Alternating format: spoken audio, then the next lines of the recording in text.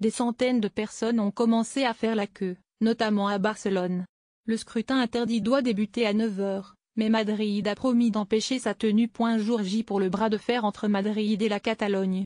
Des centaines de personnes ont commencé à se masser devant les bureaux de vote, dimanche 1er octobre dès l'aube, à Barcelone et dans d'autres villes, pour participer à un référendum d'autodétermination illégale auquel le pouvoir central est formellement opposé. Les bureaux de vote doivent ouvrir à 9 h, mais Madrid a promis d'empêcher cette consultation.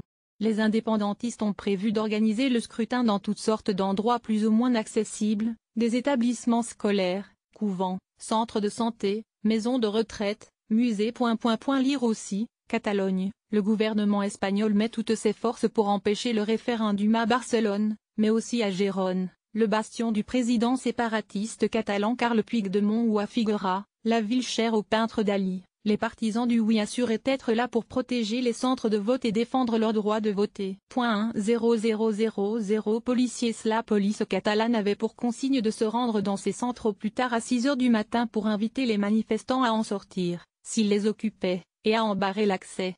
Les policiers ont reçu l'ordre d'agir avec une grande délicatesse, afin d'éviter des débordements. Les autorités craignent l'arrivée de groupes d'extrême gauche ou d'extrême droite qui pourraient provoquer des troubles. Et Madrid a dépêché 10 000 policiers et gardes civils dans la région. Mais pour contourner d'éventuelles fermetures de bureaux de vote par la police, le gouvernement indépendantiste a annoncé dimanche matin que tous les citoyens catalans pourraient voter dans n'importe quel bureau, et non plus seulement dans celui dans lequel ils sont inscrits. Le président régional Carles Puigdemont, qui a convoqué le scrutin, est en train de provoquer une situation qui a des conséquences difficiles à prévoir, avait déclaré samedi le délégué du gouvernement en Catalogne, Enric Millo. Il y aura une grande mobilisation, mais il ne s'agira en aucun cas d'un référendum d'autodétermination en bonne et due forme assorti de garanties et ayant des conséquences légales, a-t-il aussi insisté. Absence de consensus. Le 6 septembre, les indépendantistes avaient convoqué le référendum malgré l'interdiction de la Cour constitutionnelle et l'absence de consensus au sein de la société catalane.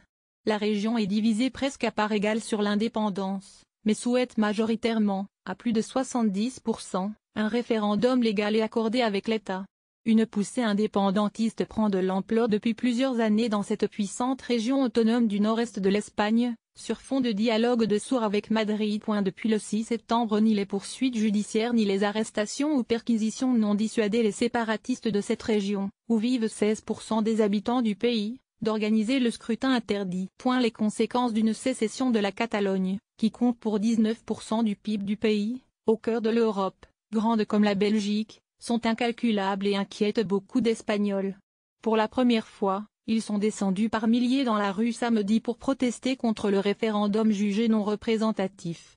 Catalonia Hispin. La Catalogne, c'est l'Espagne, lisait-on sur certaines des pancartes. Dimanche, la une du quotidien El País assurait que la démocratie espagnole était face à son plus grand défi depuis la mort du dictateur Francisco Franco en 1975.